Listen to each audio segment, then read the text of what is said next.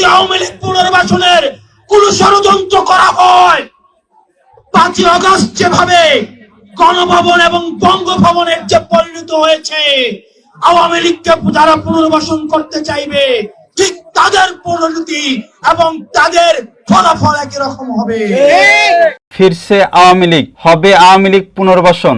এই খবর শুনে রাজনৈতিক অঙ্গনের রাজনৈতিক দলগুলো যেন ফুলে ফেঁপে উঠেছে, অস্থিরতা বিরাজ করছে সকল রাজনৈতিক মহল ও আলোচিত ব্যক্তিগণের মধ্যে। কিন্তু কেন এই উত্তেজনা বিরাজ করছে সকল রাজনৈতিক দলগুলোর মধ্যে? তারা মনে করেন যদি আওয়ামী লীগ ফিরে আসে বা পুনর্বাসিত হয় তাহলে আমরা কেউই বাঁচতে পারবো না।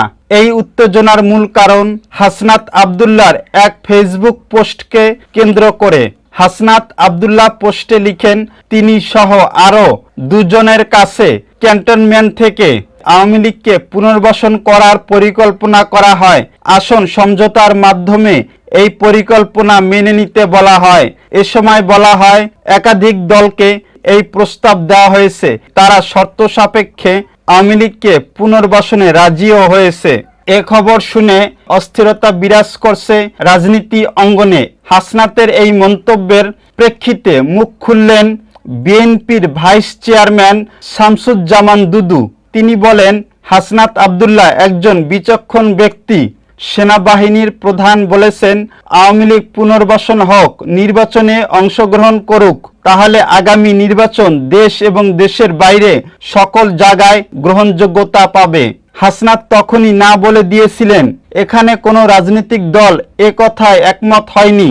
এরপর থেকে শুরু হয় রাজনৈতিক ও আলোচিত ব্যক্তিগণের আওয়ামী লীগ পুনর্বাসন পরিকল্পনা দমনের হুঁশিয়ারি দেন তারা। জামাতের আমির বলেন, আওয়ামী লীগের পুনর্বাসন মেনে নেবে না জনগণ। গণ অভ্যুত্থানের আহতরা বলেন, আমরা বেঁচে থাকতে আওয়ামী লীগের পুনর্বাসন হবে না। আমরা এখন দেখতে পাচ্ছি আওয়ামী লীগের পুনর্বাসনের জন্য অনেক মানুষ উৎসর্গ হয়ে লেগেছে। আমরা তাদের উদ্দেশ্যে বলতে চাই, আমরা মরে যাইনি, আমরা বেঁচে আছি, আর আমরা বেঁচে থাকা অবস্থায় আওয়ামী লীগকে এই দেশে পুনর্বাসন করতে দেব না। মামুনুল হক বলেন, আওয়ামী লীগকে পুনর্বাসন করতে হলে আমাদের লাশের উপর দিয়ে যেতে হবে। আওয়ামী লীগ বাংলাদেশের রাজনীতিতে আসতে হলে আমাদের লাশের উপর দিয়ে আসতে হবে। এনসিপির নাহিদ ইসলাম ও উপদেষ্টা আসিফ মাহমুদ আওয়ামী লীগ পুনর্বাসন দমনের হুঁশিয়ারি দেন। যে আওয়ামী লীগের পুনর্বাসন নিয়ে নানা ধরনের ষড়যন্ত্র এবং পরিকল্পনার কথা আমরা বিভিন্ন জায়গায় শুনতে পাচ্ছি। আমরা খুব স্পষ্টভাবেই বলেছি এবং আজকের এই অনুষ্ঠান থেকে আবারও বলে দিতে চাই, আওয়ামী লীগের পুনর্বাসন কোনো ধরনের পরিকল্পনা করলে তাকে কঠোর হস্তে দমন করা হবে। ইনকিলাবের শরীফ ওসমান হাদি বলেন, শরীরের এক বিন্দু রক্ত থাকতে আওয়ামী লীগ পুনর্বাসন হতে দেব না। এক ফোঁটা বিন্দু রক্ত থাকতে খুনি আওয়ামী লীগকে আমরা পুনর্বাসন করতে দেব না।